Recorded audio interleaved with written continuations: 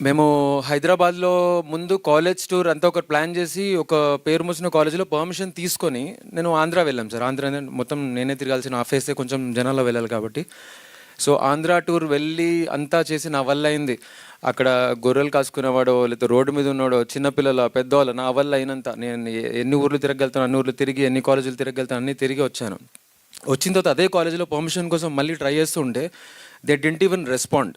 అంటే ముందు పర్మిషన్ ఇస్తా అని చెప్పి తర్వాత పట్టించుకొని ఒక ఒక ఒక పెద్ద ఆయన, నాకు చాలా బాధ అనిపించింది. అదే పెద్ద ఆయన ఒక పెద్ద సినిమాకి స్టేజ్ మీద నుంచొని నేను పాలమ్మినా పూలమ్మినా నేను అది చేసిన ఇది చేసిన కష్టపడ్డా అని చెప్తుంటే చాలా బాధ అనిపించింది. అరే మీరంత కష్టపడ్డారు, ఇంకొకటి కష్టపడుతుంటే మీ కాలేజ్ వాళ్ళు 75,000 మందిని అక్కడ అరేంజ్ చేశారు. నాకు ఒక 700 మందిని అరేంజ్ చేస్తుంటే నాకు ఒక నేనే వచ్చి ఉండేవాడిని, ఒక చిన్న ఆడిటోరియంలో చెప్పుకునేవాడిని, నేను డిజిటల్గానే ఎటనో ప్రమోట్ చేసుకునేవాడిని. అలాంటి వాళ్ళకి చాలా హెల్ప్ అయి ఉండేది. అది కూడా చాలా బాధ అనిపించింది.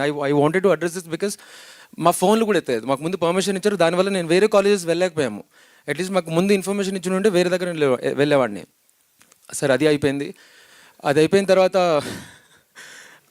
తర్వాత కొన్ని థియేటర్స్ వెళ్ళానండి. ఏంటంటే నా ఫస్ట్ సినిమా ఇది, నా పోస్టర్ చూసుకుందామని చెప్పి థియేటర్స్ వెళ్ళినప్పుడు అక్కడ నేను ఎక్కడైతే పెట్టుకొని వెళ్ళిపోయామో ఆ పోస్టర్ తీసి పడేసి అక్కడ మళ్ళీ టాక్సిక్ పోస్టర్ పెట్టారు. ఇది పోనీ టాక్సిక్ టీం పెట్టారంటే లేదు. అక్కడ నేను అడిగాను అక్కడ వాళ్ళని, టికెట్ అవన్నీ ఇచ్చే వాళ్ళు అంతే, ఎవరు తీసారండి ఇదనంటే థియేటర్ వాళ్ళే తీస్తున్నారంటే, ఎందుకండి మన వాళ్ళని మనమే తీసి పక్కన పడేస్తే ఎలా అండి, అది పెట్టండి. టాక్సిక్ ఆ మూవీ 2,000 కోట్ల మూవీ, 3,000 కోట్లు కొట్టాలి, అందరూ దాని నుంచి సక్సెస్ రావాలి, అందరికీ రావాలి. కానీ నేను ఆల్రెడీ ముందు పెట్టుకున్నా కదా, నా పక్కననే పెట్టచ్చు కదా, అది నా తీసి అవతల పడేయడం ఎందుకు, అంత అంటే అంత చులకన ఎందుకండి. మన వాళ్ళని మనం ఎంకరేజ్ చేసుకోకపోతే ఎలా అండి.